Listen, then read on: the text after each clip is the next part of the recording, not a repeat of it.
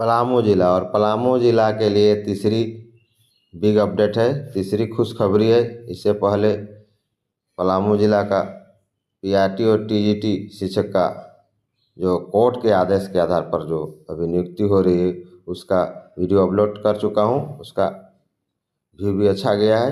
फिर दूसरा, पलामू जिला के बालिका आवासीय विद्यालय और केजीबीए यानी कस्तूरबा गांधी विद्यालय के बारे में वीडियो अपलोड कर चुका हूँ, जिसमें वैकेंसी निकला है झारखंड शिक्षा परियोजना द्वारा शिक्षिका का, उसको आप लोग देख लीजिएगा ना। 2 वीडियो अपलोड हो चुका है। और तीसरा, ये पलामू जिला के लिए खुशखबरी है कि चौकीदार का पोस्ट, जो पलामू जिला के स्थानीय वासी हैं, लोकल हैं, वहाँ का भाषा का मतलब पलामू जिला का भाषा का जानकारी है, उन लोगों के लिए बहुत बड़ी खुशखबरी है। चौकीदार घटवार का पोस्ट निकला है, 155 पोस्ट। तो चलिए उनके बारे में विस्तार से जानते हैं।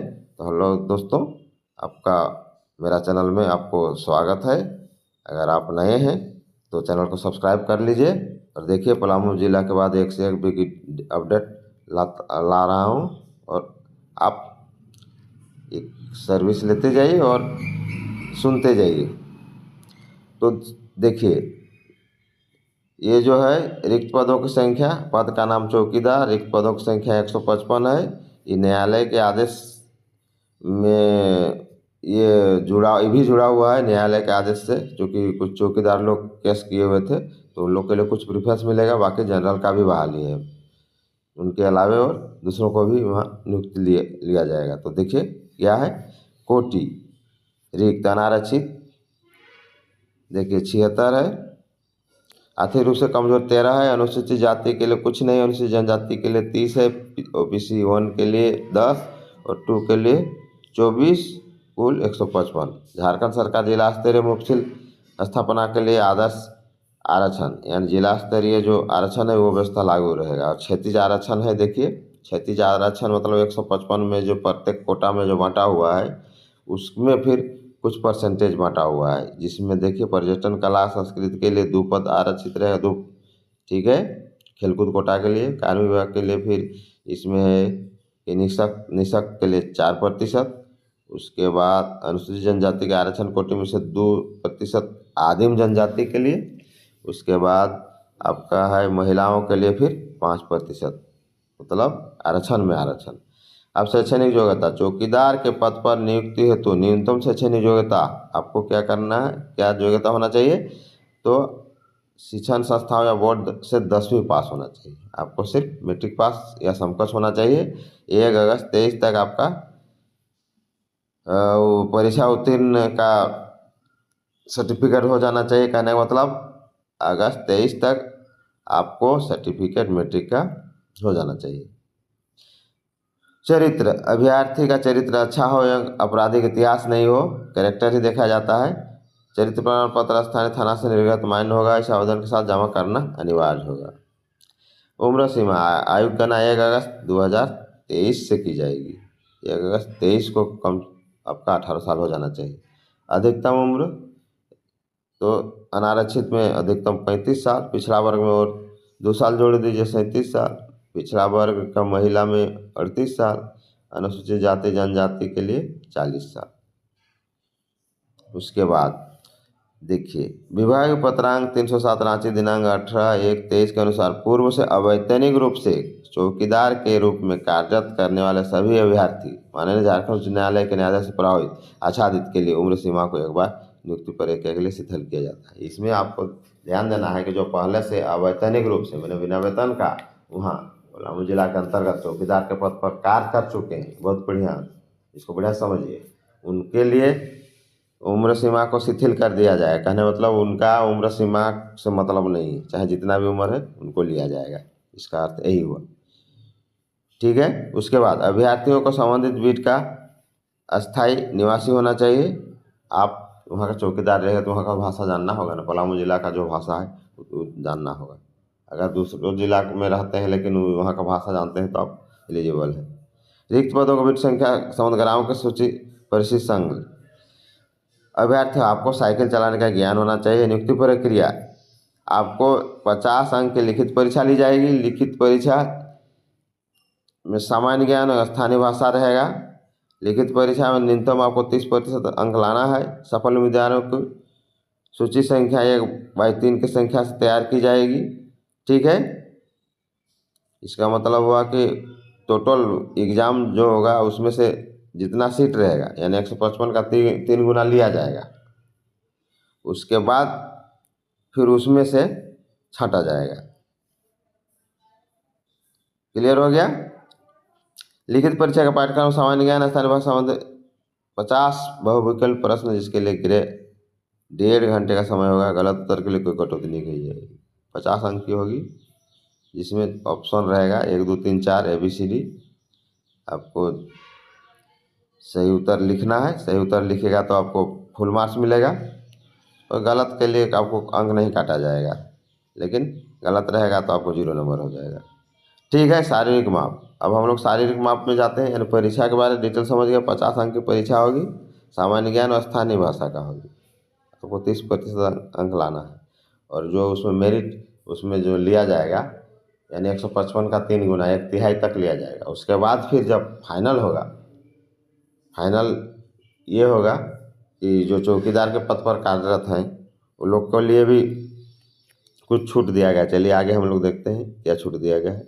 शारीरिक माप, अभ्यर्थियों का न्यूनतम माप क्या है देखिए। परीक्षा के बारे में समझ में आ गया कि 50 नंबर का आएगा, जिसमें सामान्य ज्ञान स्थानीय भाषा से होगा। 33 नंबर आपको लाना है, तभी आप मेरिट में आइएगा।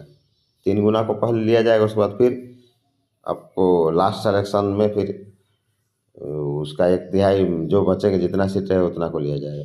सामान्य वर्ग के लिए 160 सेंटीमीटर, पिछड़ा वर्ग के लिए 60 सेंटीमीटर, अनुसूचित जनजाति जाति के लिए 155 सेंटीमीटर, महिलाओं के लिए 148 सेंटीमीटर। ठीक है, ये हो गया आपका ऊंचाई। शारीरिक जांच, लिखित परीक्षा में उत्तीर्ण एवं शारीरिक रूप से अंकित न्यूनतम शारीरिक मापधारी अभ्यर्थी जांच में भाग लेंगे। लिखित परीक्षा में उत्तीर्ण, हाँ तो यही बोले नेक्स्ट, ये लिखित परीक्षा में जो उत्तीर्ण होगा उसको शारीरिक माप में भाग लेने का मौका मिलेगा। कहने का मतलब 155 है तो उसका 3 गुना परीक्षा जितना देगा उसका 3 गुना लिया जाएगा। 15 3 45, 450, 5 3 15, यानी 100 465। उसका 1/3 3 गुना जितना होता है उतना को लिया जाएगा। उसके बाद 3 गुना में से ही हाइट वेट टेस्ट सब नापा जाएगा।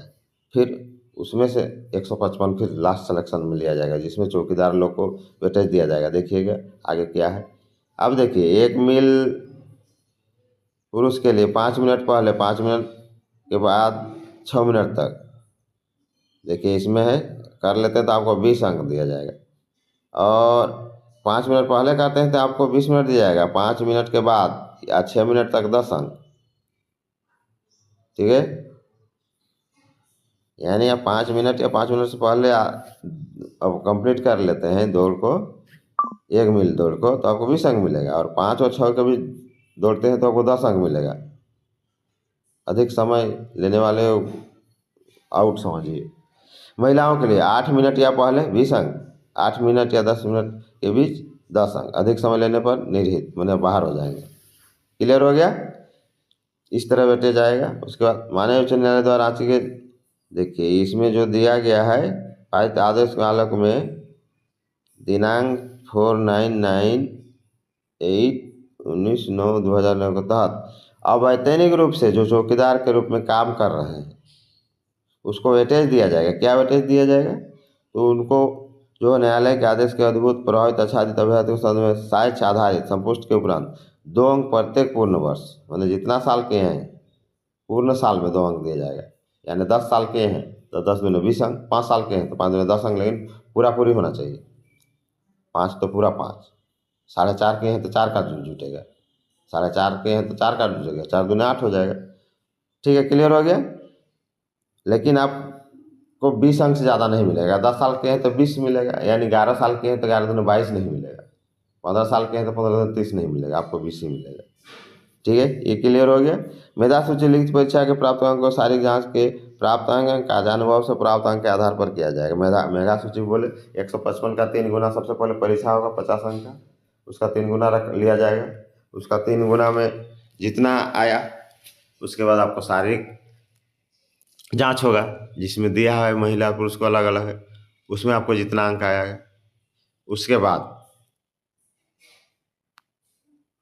ये जो कार्यानुभव के लिए वेटेज दिए जा रहे हैं, जो मतलब बिना वेतन का काम किए थे, उन लोग का वेटेज जुटेगा।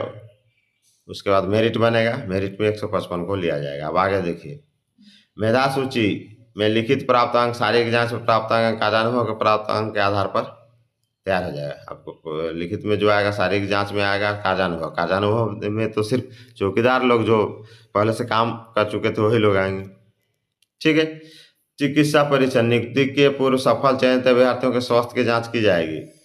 हमको मेडिकल जांच किया जाएगा। सरकारी सेवक के रूप में कर्तव्यों के निर्वहन हेतु आवश्यक शारीरिक मानसिक स्वस्थता मापदंड के अनुसार अभ्यर्थियों को योग्य पाए जाने पर नियुक्ति दिया जाएगा। अब परिवीक्षा, चौकीदार के पद पर बहाली परिवीक्षा आधार पर की जाएगी। परिवीक्षा की अवधि प्रोबेशनरी टाइम पीरियड जैसे 2 साल होगी, और चौकीदार की सेवा पुष्टि की अवधि में संतोषजनक अगर आप काम नहीं करते हैं तो परिवीक्षा की अवधि फिर और 1 साल के लिए बढ़ाई जाएगी, और वर्धित अवधि के दौरान भी आप संतोषजनक सेवा नहीं कर पाते हैं तो आपको निकाल दिया जाएगा। ऐसा नहीं होगा, आप बढ़िया काम कीजिएगा। चलिए, वेतन, ये तो सरकारी जॉब है, प्योर सरकारी जॉब, 5200 से 20,200, ग्रेड पे 1800। ठीक है, अच्छा खासा है, 25 से 30,000 स्टार्टिंग आराम से मिलेगा। चलिए,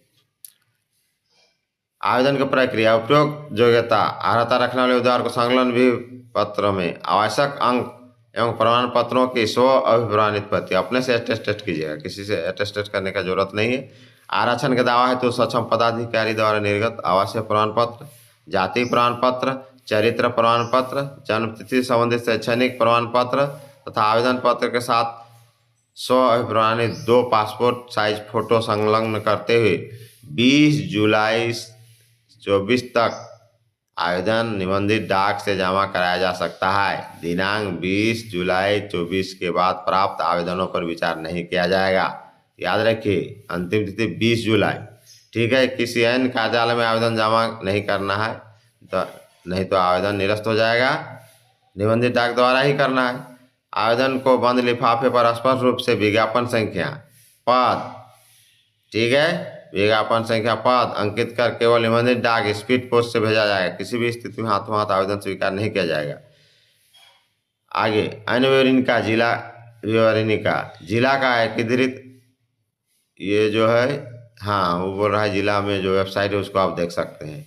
परीक्षा शुल्क, अनारक्षित पिछड़ा ओबीसी के लिए 200 रुपया, अनुसूचित जाति जनजाति के लिए 100 रुपया।